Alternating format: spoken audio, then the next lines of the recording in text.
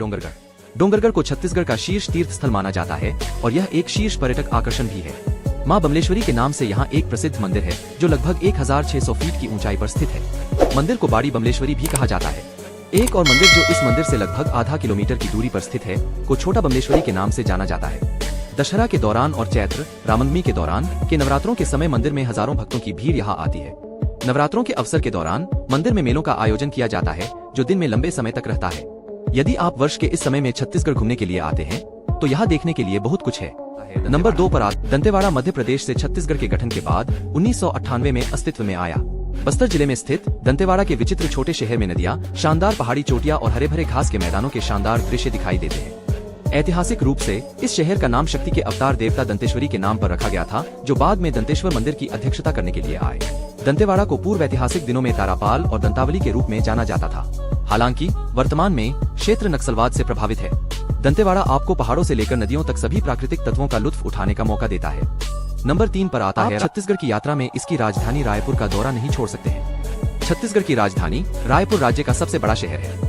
सैकड़ों से अधिक इस्पात मिलों और 6 इस्पात संयंत्रों के साथ रायपुर भी देश के सबसे बड़े औद्योगिक केंद्रों में से एक है। स्टील के अलावा यह एल्यूमिनियम और कोयला उद्योगों का भी घर है। प्राथमिक व्यापार और औद्योगिक केंद्र रायपुर पर्यटन क्षेत्र में तेजी से उभर रहा है जो दुनिया भर के पर्यटकों को आकर्षित करता है।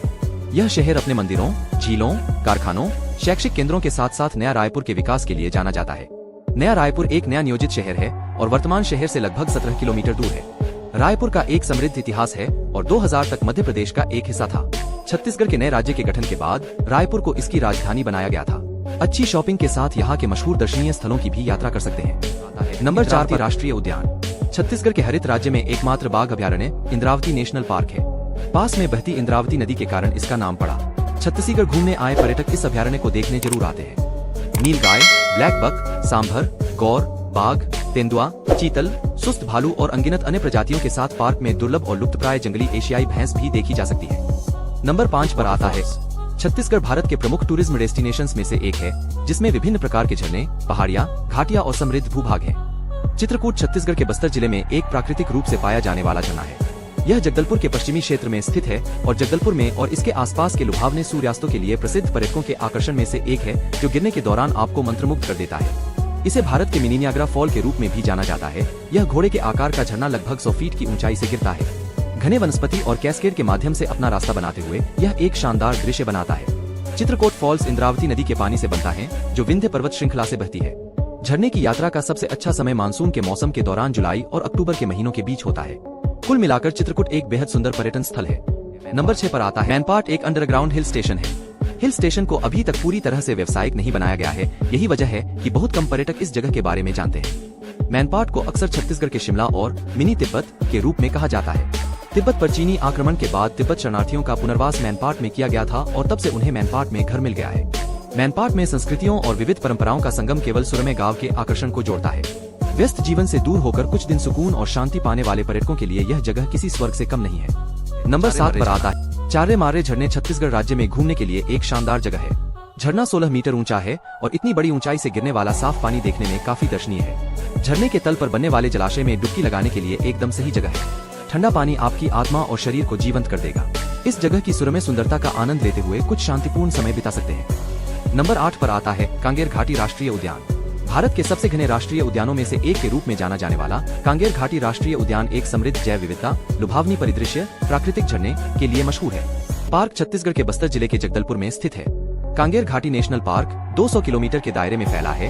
यह शानदार कांगेर घाटी के बीच एक बायोस्फीयर रिजर्व है जो 34 किलोमीटर तक फैला है।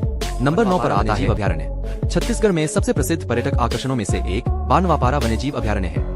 यह 1976 के वर्ष में स्थापित किया गया था और यह 245 वर्ग किलोमीटर के विशाल क्षेत्र में फैला हुआ है।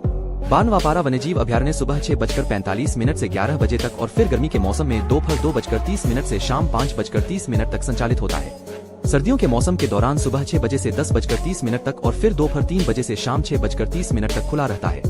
नंबर 10 पर आता है फॉल्स। छत्तीसगढ़ में सबसे अधिक देखी जाने वाली जगहों में से एक है। लगभग 300 फीट की ऊंचाई से गिरते हुए इनकी सुंदरता उस तरह से दिखती है जैसे कि यह कई झरनों में विभाजित हो रहा है। झरना हरे भरे जंगल से घिरा हुआ है जबकि एक छोटा सा मंदिर तीरथगढ़ फॉल्स के बगल में स्थित है।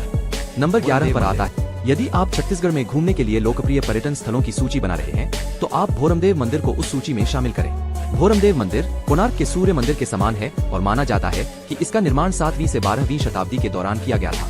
यह लोकप्रिय रूप से छत्तीसगढ़ के खजुराहो के रूप में जाना जाता है, क्योंकि यह मध्य प्रदेश के खजुराहो मंदिर से मिलता जुलता है। भोरमदेव मंदिर भगवान शिव को समर्पित है।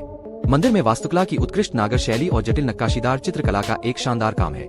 भोरमदेव मंदिर में भगवान शिव और भगवान गणेश के चित्रों के अलावा भगवान विष्णु के 10 अवतारों की प्रतिमाओं को चित्रित किया गया है। पर आता है नंबर कैलाश और कोटुस्मर गुफा।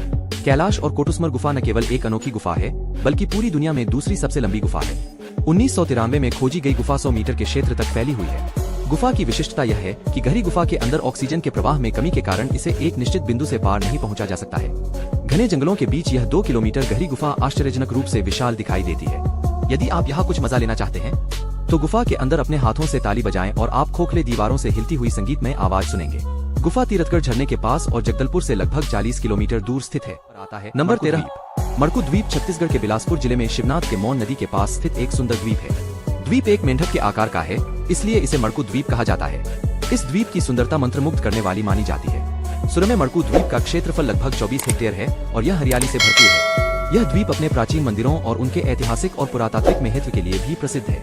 मड़कू द्वीप भगवान शिव, गणेश, शिव पार्वती, नंदी और कई अन्य देवताओं की कई प्राचीन और अनोखी मूर्तियों का भी घर है। पुराने और नए दोनों तरह के मंदिर हैं। मड़कू द्वीप को केदार तीर्थ और हरिहर क्षेत्र केदार दवेप के नाम से जाना जाता है। पर आता है नंबर मल्हार। छत्तीसगढ़ का सबसे ऐतिहासिक शहर है, जिसका पुरातत्व महत्व बहुत है। इसकी उत्कृष्ट मूर्तियां और प्राचीन आकर्षण ने इस शहर को प्राचीन स्मारकों, पुरातत्व स्थलों और राष्ट्रीय महत्व के अवशेषों की सूची में स्थान दिया है, जिसे भारतीय पुरातत्व सर्वेक्षण द्वारा बनाए रखा गया है। मल्हार में पाए गए अवशेषों में से कुछ 1000 ईसा पूर्व कल्चुरी शासन के हैं। नंबर 15 पर स्टेशन चिरमिरी छत्तीसगढ़ के कोरिया जिले का एक खूबसूरत हिल स्टेशन है। चिरमिरी या चिरमिरी को छत्तीसगढ़ का जन्नत या स्वर्ग कहा जाता है। हरे भरे हरियाली, पहाड़ और नदियां इसे किसी को भी सुकून देने के लिए एक आदर्श स्थल बनाते हैं। यह दर्शनीय शहर अपनी कोयला खदानों के लिए भी जाना जाता है। कई मंदिर और अन्य स्थान हैं जो पर्यटकों के बीच प्रसिद्ध हैं। चिरमिरी रेल और सड़क के माध्यम से प्रमुख शहरों से अच्छी तरह से जुड़ा हुआ है। चिरमिरी समुद्र तल से 579 मीटर की ऊंचाई पर हसदेव नदी के किनारे पर स्थित है। अगर आपको मेरी वीडियो अच्छी लगी है तो लाइक करो, कमेंट करो। ऐसी ही और वीडियो देखने के लिए चैनल को सब्सक्राइब करें।